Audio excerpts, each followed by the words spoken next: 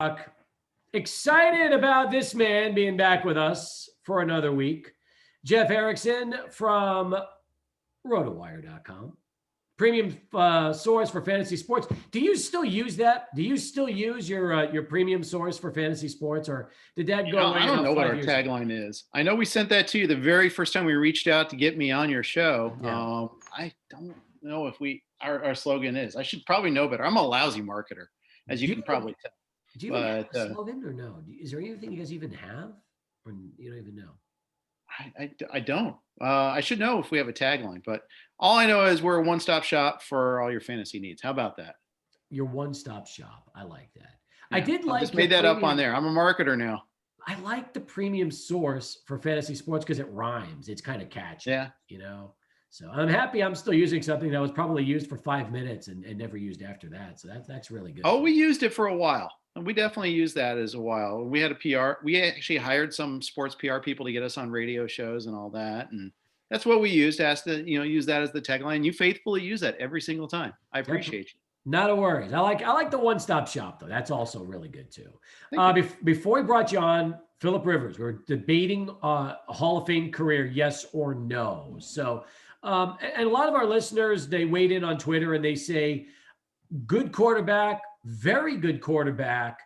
As Chad Middleton pointed out, great sperm count, but when it comes to Hall of Fame, maybe not a great quarterback that would put him in Canton. What? Give me your take on really Phillip Rivers and his body of work.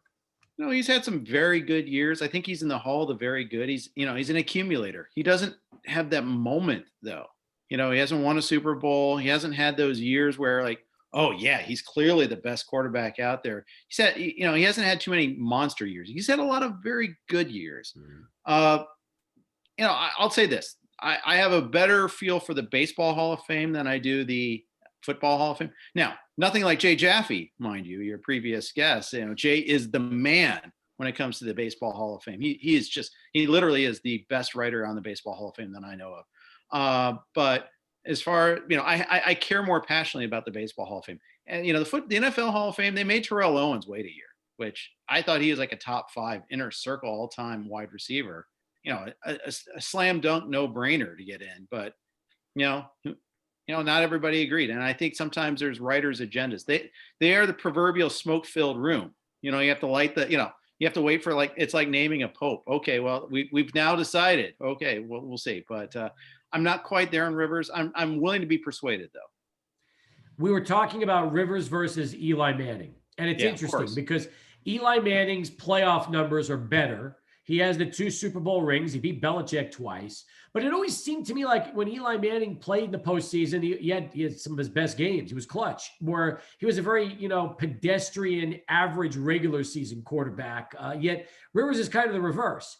Good numbers during the regular season, but when he was in the postseason, the numbers don't match. And I guess that's one of the reasons why maybe the success never took him all the way to a Super Bowl ring. Yeah, right. And I'm just looking on the fly to see did either of them really have an MVP quality season? I off the top of my head, I don't think so. I don't. Did you ever once think, okay, this is the best quarterback in the league? No, I didn't. I don't think I ever recall a year where I thought, oh yeah, he's definitely the best quarterback in the league. He may have made All Pro sometime, but 3 quarterbacks per conference make it. So it's kind of I'm not really there with him. If Drew Brees decides to hang it up this year, there's no doubt. In fact, you would have to figure that Drew Brees will be a first ballot Hall of Famer just based on the production, the numbers, and really, I mentioned the last 4 years of his career, and I know he was hurt some of those games, but you look at the touchdowns to interceptions. One of the best numbers of his career were his last few seasons. Yeah, and you just look at peak, and you look at milestones. Brees is there over Rivers. Which is funny. And for that man, it's funny because if Rivers doesn't hold out in his rookie year, we don't get to see that one big year for Brees in San Diego before he became a free agent. Remember, Brees was coming back from the injury. Who knows what path each of those guys would have taken? Maybe we would have had a little different interpretation of this. Maybe for that matter, Brees signs with Miami instead of New Orleans, doesn't hook up with Sean Payton. A lot of sliding doors there. One of the things we also mentioned was that when Breeze was leaving San Diego, Chargers fans were ready for Phillip Rivers. They didn't want they were ready to move on from Drew Brees. His career, his future was still very much up in the air after the injury, and people didn't know if that was really going to ever translate long term. Where they thought Phillip Rivers was just oozing with potential, and were ready to see that move take place. Yeah, that's right. And it's kind of funny. I mean, Breeze had his own big injury, and that kind of paved the way for the Chargers to draft Rivers in the first place. They kind of convinced them that Breeze wasn't going to be the answer there. So, it's really remarkable how many different paths this could have taken had a couple little things gone differently. We're always going to see Rivers compared versus Manning and versus Roethlisberger in the same class. Roethlisberger has the hardware, probably some higher ceilings too. Of course, Roethlisberger has other things to deal with there, off-field issues that may cloud his Hall of Fame potential. I'm interested to see if that ever comes back to bite him when it comes down to Canton. I really am. Meanwhile, playoffs. We've got 4 teams left. I'm loving championship weekend. I don't know about you, but of course the Rodgers-Brady matchup is going to be terrific. If Mahomes is ready to go and is able to be as close to 100% as Mahomes is, then I think that has a chance to be a really good game after Buffalo was able to survive last week and advance through. Yeah, I'm looking forward to these games too. And I'm hoping, aesthetically, I didn't think the games last weekend were all that great. They weren't terribly entertaining. There was, as you mentioned, Buffalo survived. That was an ugly game, 17-3 game. The wind was howling in that game. We saw Mahomes get hurt in his game. And it's a shame because, the first 3 drives, they're just boom, boom, boom, right down the field. It looked fantastic. But then he started limping around with the toe, and then he had the concussion. It's funny. He got hit in the neck on that play. He didn't get hit on the head, but we had Stefania Bell on our show, and she's like, you can have a concussion without getting hit in the head. It's still possible. Whiplash is a thing that causes that. And that's probably what happened with him. He did have a limited practice today. I think they actually classified it as a full practice, but from what I read, wasn't like full on. He's still in the concussion protocol. Plus he's got the toe injury. I'm still a little worried about that. I think your degree of confidence, as if you're a KC fan, has to be diminished a little bit. I'm with you. Buffalo's defense was terrific against Baltimore in the weather. And I'm still waiting for, to see that great game from Josh Allen. And I wonder, going up in Kansas City against that defense, will that be the case? Or do you think that ultimately he'll kind of fall in line with the other 2 games we've seen against Indianapolis and against Baltimore? Well, I think he'll do a little bit better. We'll see what the weather in Kansas City brings this weekend. Rashad Breeland didn't practice today. That's a big absence if he has to miss a game. He's also in the concussion protocol. So that's something worth watching too. Kansas City quietly has been really good against the pass this year. If you want to attack them, you got to be able to run the ball at least a little bit. Helps not to fall behind. But they get that pass rush going. If they know you have to pass, well, then you have to worry about containing Allen and keeping him in the pocket and all that. But like Chris Jones has had a great year again, and that's going to be the big thing. Can they vary their play just enough? Last week in the first half, it was 22-3 in the pass rush ratio, and got to be able to run the ball just a little bit more than that. How much are you looking forward to seeing that matchup between Tampa and Green Bay? Oh, I'm really looking forward to it there. The first matchup, it was a squash. Tampa, crushed them. They got off, and it's funny because Green Bay had a little bit of a lead early. Were driving, had a turnover on their second drive when they were about to score. And, it was a pick 6, if I recall correctly, or maybe down to the inside the 5. Either way, it was a big turnaround in that game. And after that, Rodgers was on his heels the rest of the game. So, like Aaron Jones, best running back left in the playoffs, but I hate his matchup this week. I know. And that's just because you've seen what Tampa can do to the ground game. And it was funny, too, because they didn't exactly slow down Kamara to where he was not effective, but it was enough to keep him out of the end zone. I'm sorry, I was talking about the Tampa, New Orleans. But, you look at that, that matchup and kind of say to yourself with Green Bay, will they be able to slow him down? And then you also throw Jamal Williams and if he's healthy, A.J. Dillon into the max, into the thing, too. Yeah, true. And what I liked in that Rams game is they got Dillon going early. They had that big game against Tennessee on the Sunday night game. And then after that, they kind of kept him under wraps again. But this is their future, by the way. Both Jones and Williams are free agents at the end of the year. the fact that they haven't really engaged in serious talks with Jones makes me think they're willing to let him walk and just hand over the keys to Dillon next year. But they used Dillon early, and I almost feel like they're kind of hiding the film on that one there. Of course, Dillon got hurt on the play where he fumbled it, went right back to Rodgers. Huge break for them in that game because it was a one-score game at the time. But we'll see. That he suffered a quad injury on that play. We'll see if he's available to go. Jeff Erickson with us, rotowire.com. We shifted over from football to baseball right now. A lot of baseball moves today, in fact. You've got George Springer going to the Jays. You've got Brantley staying with the Stros. Let's talk about those two moves and ultimately the fantasy impact on both, starting, of course, with Springer and the 6-year, $150 million deal with Toronto. Yeah, I was happy to see somebody spending some money. You know, all the big moves mostly have been trades, except for maybe Liam Hendriks signing, James McCann signing. This is finally one of the big ones. You know, it's like, okay, this might free up the logjam a little bit. And, you know, Springer, you know, he spent the extra year in Houston because they manipulated his service time. He was bitter about that. I'm glad to see him getting paid. $6 and $150 is a lot. And a lot of people are comparing it versus the Vernon Wells contract because that was the last big contract by the Blue Jays. In fact, this is the most in terms of career value on the contract that we've seen since that contract. So, you know, happy with that. But the Springer, you know, the one thing is he's not going to run a whole lot anymore, but he is going to score a ton of runs at the top of that lineup. It's such a fun lineup already. You add Springer to that, it's going to be great. Now, for a while, it looked like it was going to be adding Michael Brantley too, and a left-handed bat, which that would have been nice. But it would have also created a logjam in the outfield. So I kind of understand why it didn't get done, and he goes back to Houston instead. But going back to Toronto, I mean, they still, with Springer, you got Springer, you have Gurriel, Teoscar Hernandez, and Randall Grichuk. Something's got to give with someone either moving a position or someone's going to sit a little bit because they got Tellez and Vlad at first. So unless Vlad goes back to third, you're looking at someone getting squeezed out just a little bit. I saw what Vlad looks like right now. He looks like he can play third. He's lost a ton of weight. He's completely thinned out and took himself seriously during COVID in this offseason, trying to get himself back in shape. Yeah, that's right. And kind of started in September last year, the turnaround started. And yeah, I saw those same pictures too. It looks good. Now, if it's just a matter of physical fitness, then yeah, that I can see that happening. Now, the Jays may still want to leave him at first. We'll see. But, you know, Tellez obviously can't play anywhere but first or DH. So there's that as a limitation. You still might see a trade of an outfielder for a pitcher. You know, they may decide they can't afford Bauer or any of the other good arms out there. What does Yates do for saves in terms of that at Toronto?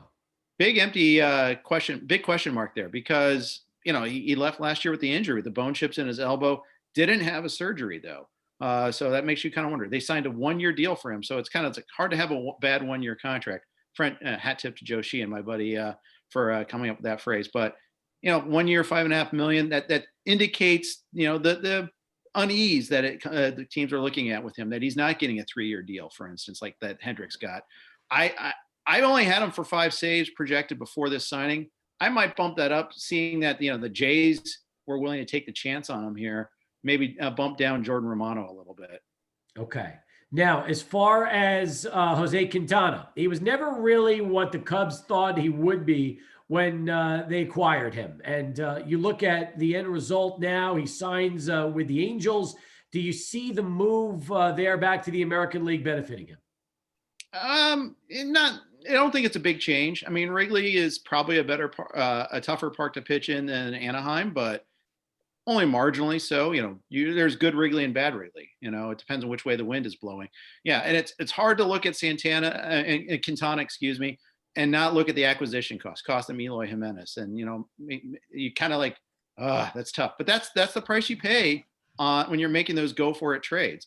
And the fact is he didn't stay healthy, only pitched 4 games last year. Makes it really difficult to figure out what he's going to do this year. He's probably a 3 or 4 starter for the Angels, and they have a need for that. They have a need for an ace too.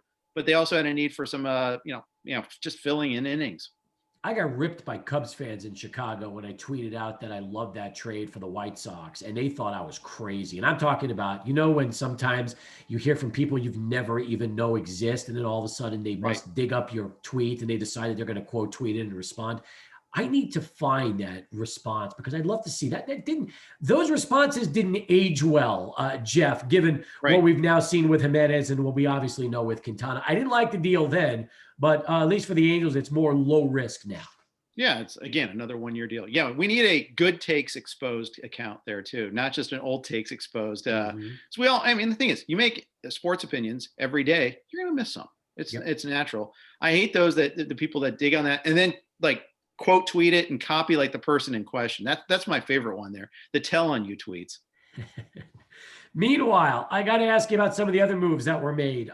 Let's talk about the Padres and what they did, solidifying their rotation some more with Joe Musgrove. How much does the move from Pittsburgh to San Diego affect his fantasy value? It helps. Better run support, better ballpark to pitch in. You figure he's going to get more wins. He had a triceps issue last year, so you kind of worry about the innings. I think this shows another indication that they're really worried about how many innings Dinelson Lamet's going to give them.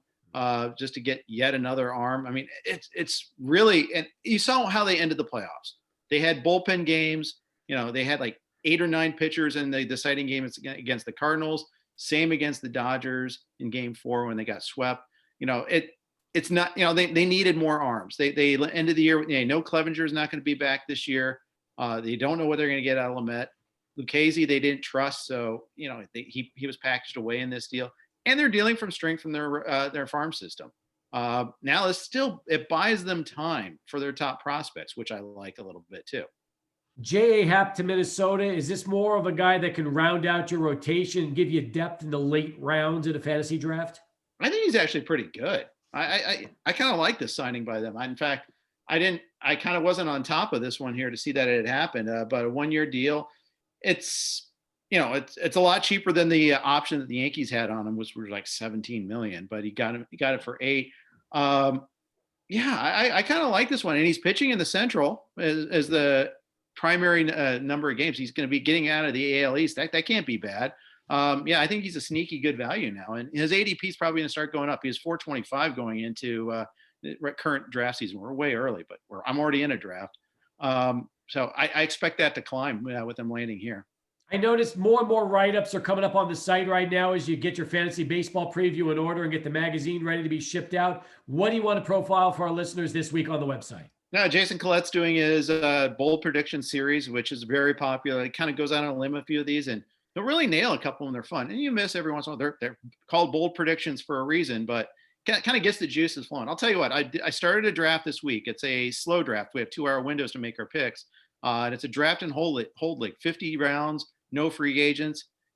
It's gotten me going a lot more and talking baseball because now I have some skin in the game. I'm thinking about this more. It's how it affects my team and how I want to draft. I look into this a little bit more, and we'll be talking a lot about that too. 50 rounds? Yeah, 50 rounds. So no free agents. You have to decide when do you want to take a chance on some prospects? When do you want to get those closers and waiting? How soon do you plunge on how do you handle closers period? Because it's a really volatile pool again this year. Do you get one and then wait? Do you wait period, or you get 2 elite ones? I mean, there's a lot of varying schools of thought on that. How many teams are in the league? 15. That's a lot of players. Yeah, so 750 players. That's pretty good. Right. Which, hey, I've done projections, so hopefully I've been doing the thinking on that. But the thing is, you think that I have an advantage, but that's not true because I'm playing against people that have been drafting already. I mean, these opened up in November and December. Mm-hmm. This is my first one of these. Others have done a handful more.